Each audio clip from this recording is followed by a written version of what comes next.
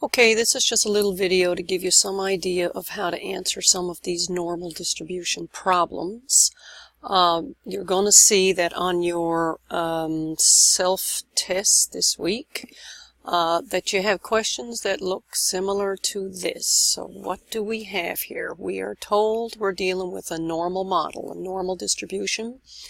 Every normal distribution is defined by two parameters. You need to know the mean and the standard deviation. The mean tells us where is the center of the distribution, and the standard deviation really tells us the spread. In other words, it tells us the width of that bell. Now, we're asked here for each model described below, find the missing parameter. And it says, as always, start by drawing a picture. Okay, well, what are we told?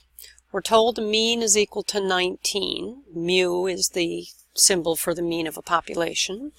So the mean is equal to 19, and we are told that 20% of this population is above 20. Okay, two pieces of information, and we are not directly told the standard deviation. That's the sigma value. That's what we're looking for. Alright, so first of all, it says choose the correct graph. So from the information we know the mean is 19. So the center of this distribution right here is 19. It could be this one. Same thing right here, and here, and here.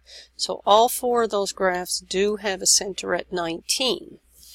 But the other piece of information that we are told is that 20% of this population is above 20. Okay, well, if I look at this diagram right here, the answer cannot be this, because your x-axis is a number line, and 20 is not smaller than 19, so we can forget about that one. It can't be that. Now, it could conceivably be this, because 20 is above the 19. Okay, that's a possibility. Can't be this one again, because 20 is below 19. Not possible. And on this one right here, yeah, it could be this one, because the 20 is above the 19. So I got a choice of B or D here. Okay, we are told 20% of the population is above 20. Now, when we look at graphs like this, the percentage or proportion of the population we're interested in is usually the shaded thing. This one right here, I need to get a graph that is shaded above 20. This is no good. This one is shaded below the 20. So that leaves me with this thing right here. And when I look at this, 20% of the area under this curve would be located above 20. So the shaded area is to the right, and 20 is a value that's above 19. So this is going to be my graph right here. Alright, next part of this question, which involves a little bit of work actually. We are looking for the standard deviation, the sigma value. And I've put in the formula that connects the mean of a distribution to its standard deviation and its associated z-score. So if I had to calculate a z-score, here's the formula. Take the x value from some sample or population, subtract it from the mean, and divide by the standard deviation. Now, I need to find standard deviation. This is my unknown. What do I know in this formula right here? I know the mean is equal to 19. And the x value we're talking about in this problem, the number we're talking about, is 20. So that's going to be 20 minus 19. Okay, that's good.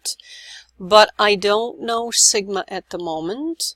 And my other little fly in the ointment, for the time being anyway, is that I don't exactly know what z is. And in order to solve for sigma, I need to know z, x, and mu, which is the mean of this population. Alright, now we need to figure out z. Z in our case, okay, we already know we're dealing with this scenario right here. We need a z-score that will cut us off an area above 20, so that area is 20% or 0.2. So in order to figure out the Z, I could use my standard normal distribution tables, or I could use Minitab. Let me go to Minitab here for a second. Okay, now I'm going to go into the Graph tab. We're using Probability Distribution Plot because this will show us areas under the curve. I want to view my probability. I say OK. Now, I could put in the mean and the standard deviation of the population that I'm dealing with. But my problem, of course, is that I don't know the standard deviation. So here's what we're going to do. We're going to use the standard normal distribution, where the mean is 0 and the standard deviation is 1. And I'm dealing with a normal distribution. That's what it says right here. I go to shaded area, and I'm going to give Minitab the area that I'm talking about in this problem. And the problem talked about 20%, so that's the area, 0.2. Area and probability are the same. So down here in this probability box, I'm plugging in the value 0.2. And I want the area to be in the upper right tail, which is what's showing right here. If I click OK, then Minitab is really telling me, and I know it says X, but it's really, in this case, it's Z. Okay. So when I have a Z-score of roughly 0.84, the area under a normal curve will be 0.2. Now that tells me, and I would write this down on my little pad of paper in front of me, that the Z-score I need to use, the Z-score that cuts off an area of 0.2 to the right, is 0.8416. Alright, if I shrink that down and I go back to my problem, hang on now while I get this going.